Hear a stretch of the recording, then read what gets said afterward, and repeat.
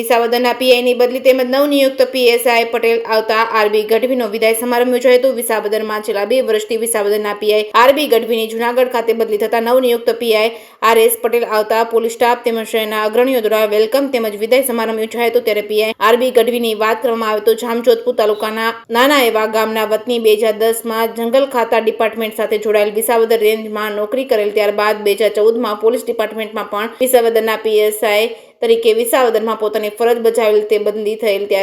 ત્યારબાદ તારીખ 13/8/2022 થી લઈ તારીખ 5/8/2024 સુધી ફરજ બજાવેલ। ત્યારે પીઆઈ આરબી ગઢવીનો આમ આદમી પાર્ટી તેમજ પોલીસ સ્ટાફ ઉપર સરળ સ્વભાવ અને ગુનેગારોમાં કડક અધિકારીની છાપ ધરાવતા આરબી ગઢવીની બદલી થતાં જ પોલીસ સ્ટાફ તેમજ વેપારી અગ્રણી તેમજ મિત્ર વર્ગ દ્વારા વિદાય સમારંભ યોજાયો હતો। ત્યારે તમામ દ્વારા મોમેન્ટો તેમજ પુષ્પ ગુચ્છ આપી વિદાય આપી હતી અને નવનિયુક્ત પીઆઈ આરએસ પટેલ હાજર થતા તમામ દ્વારા પુષ્પગુચ્છ આપી આવકારવામાં આવ્યા હતા। જે કેસ ન્યૂઝ ગુજરાતી સાથે હરેશ મહેતા, વિસાવદર।